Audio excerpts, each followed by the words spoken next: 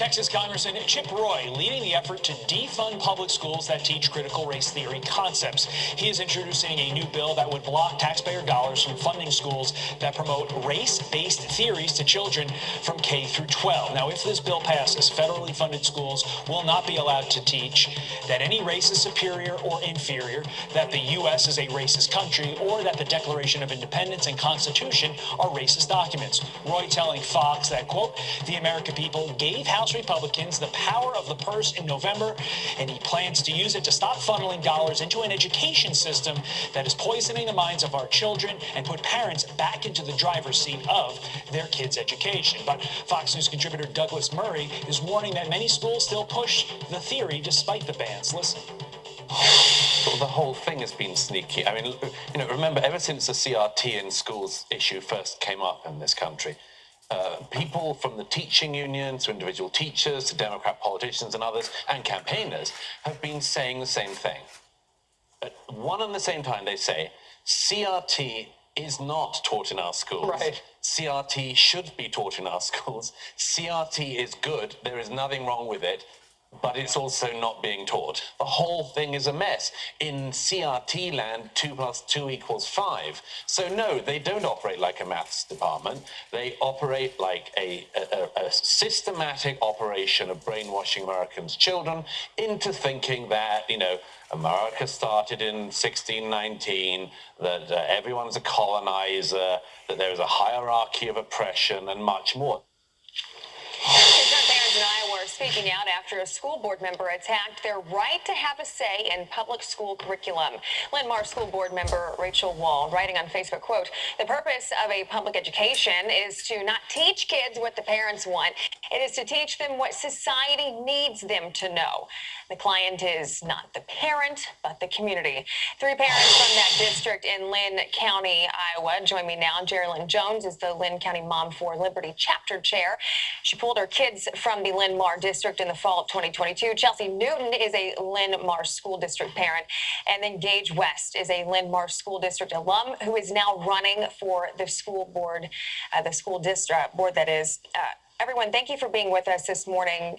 And I know it's a lot to really dissect, but Jerilyn, I want to go to you first because you did pull your kids out in the fall of 2022. Why did you do that?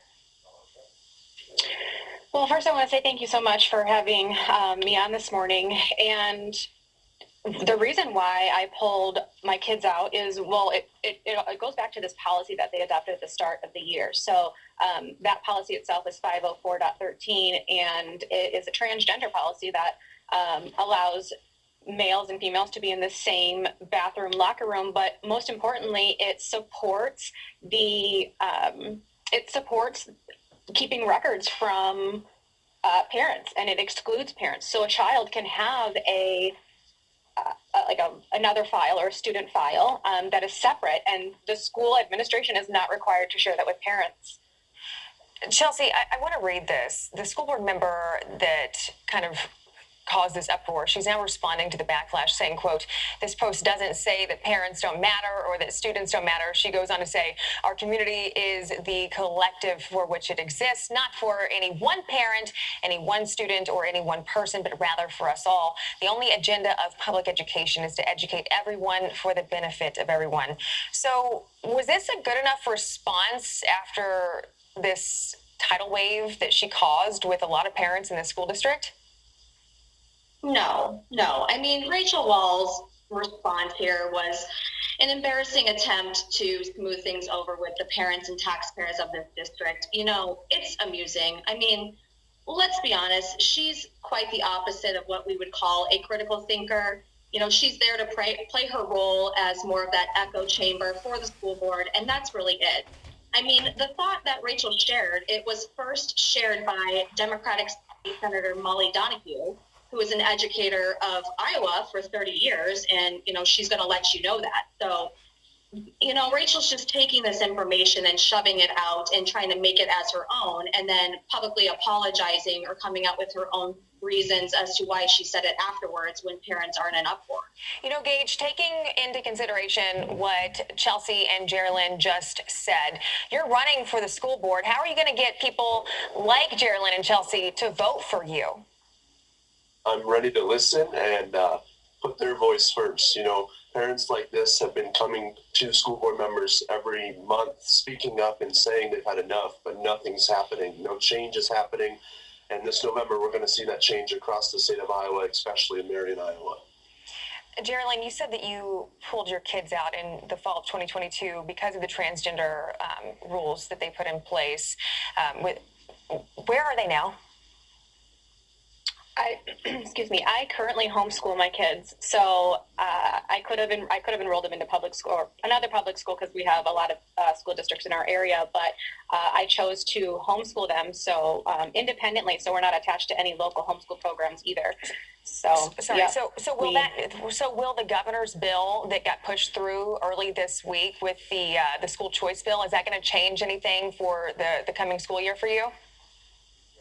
Yeah, absolutely. It gives me as a parent more options. It opens up so many doors that we didn't have before. I can take my kids to, and my tax dollars to, like a private school if I wanted to, and it has to be spent on an accredited program. So I definitely could put them into private school and it would ease the burden on myself, but not necessarily just for me, but all those other families in the community that are being forced into these public schools that are not catering to the parents and working with the parents on when it comes to policies or educating their kids in curriculum. So Chelsea, your stepdaughter is still in the public school system. You pulled your younger kid out and they're now at private. What do you think you're going to do with your stepdaughter? Do you guys have any idea?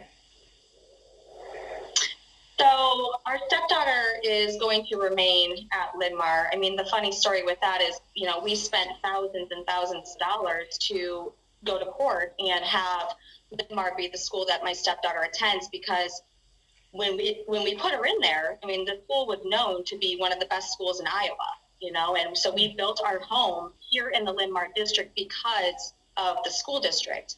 And now, like, the joke's on us.